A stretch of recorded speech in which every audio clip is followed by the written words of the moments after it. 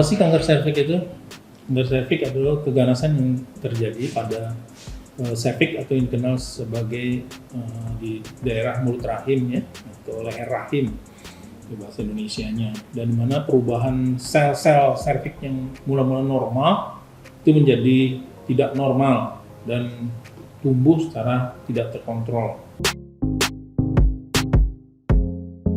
Kenapa ini penting? Karena insiden di Indonesia berdasarkan survei tahun 2012 itu ternyata prevalensinya sekitar 13,6 sampai 20,6%. Dengan penyebab kematiannya adalah 5,8 sampai 9,8%. Dengan begitu artinya adalah kejadian tingkat kematian di kasus baru saja itu dalam per tahun itu sekitar 20.928 per tahunnya. Dengan tingkat kematiannya adalah 9.498. Nah, dan ini merupakan sesuatu kejadian kematian tertinggi di Asia Tenggara. Dan diperkirakan juga 38 wanita Indonesia itu terdiagnosa sebagai menderita kanker serviks setiap hari, 38 orang wanita ya. Dengan asumsi 21 wanita itu meninggal setiap harinya karena kanker. Dengan kata lain, berarti setiap jamnya satu wanita Indonesia meninggal karena kanker.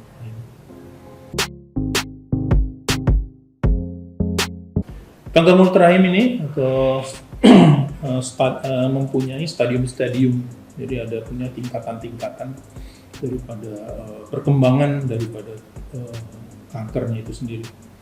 Ya, dikenal sebagai ada 4 stage. Yang pertama stage 0 itu di mana dikenal sebagai karsinoma in situ. Jadi artinya dia tidak akan belum kelihatan kalau tidak dilakukan pemeriksaan patologi anatomi atau pemeriksaan penunjang lainnya seperti IVA dan sebagainya.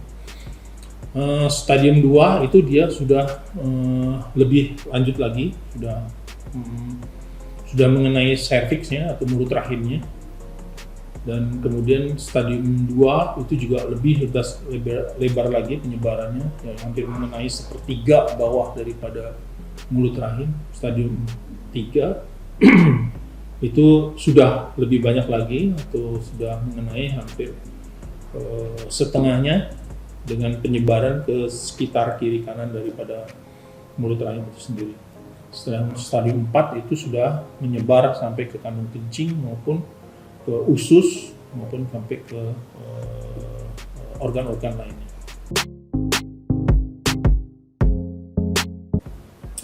Dari stadium-stadium itu ternyata untuk kemungkinan hidup 5 tahun ke depan, kalau dia stadium 0 itu masih 100%, karena kita bisa 100% karena dia masih bisa dilakukan tindakan operasi.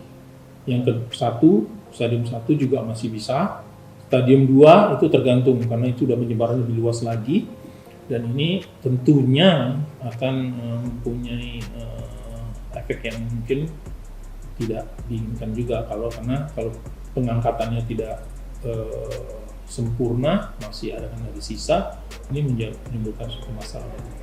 Adapun stadium 3 dan 4 itu sama sekali sudah tidak bisa dilakukan operasi sama sekali, karena dia sudah menyebar dan sudah terlalu luas penyebarannya.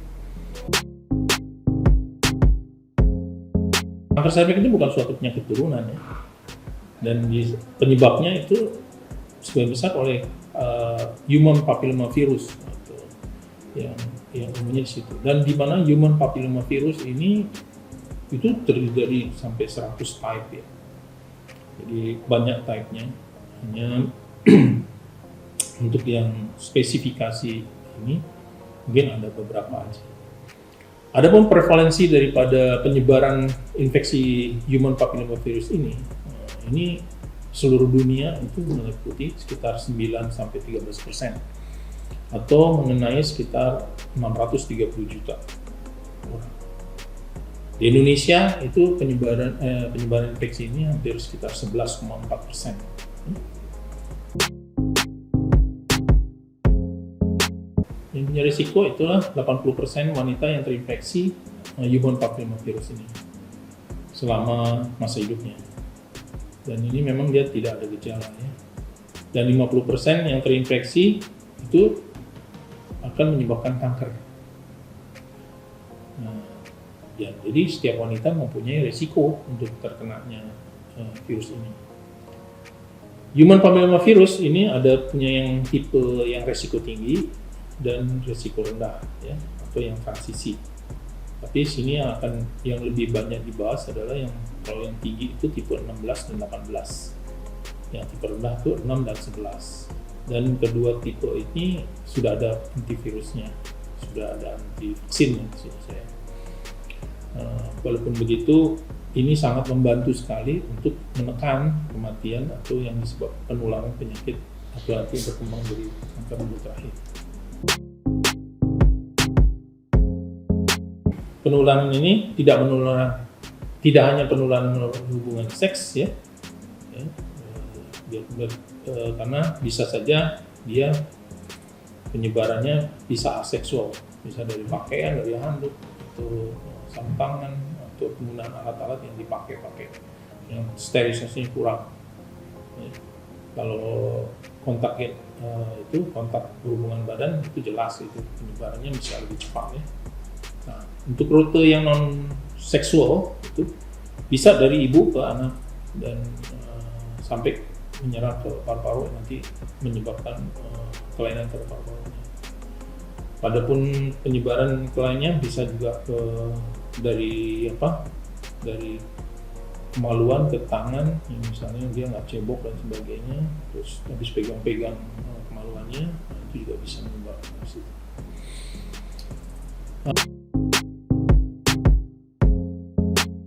Kanker mulut rahim ini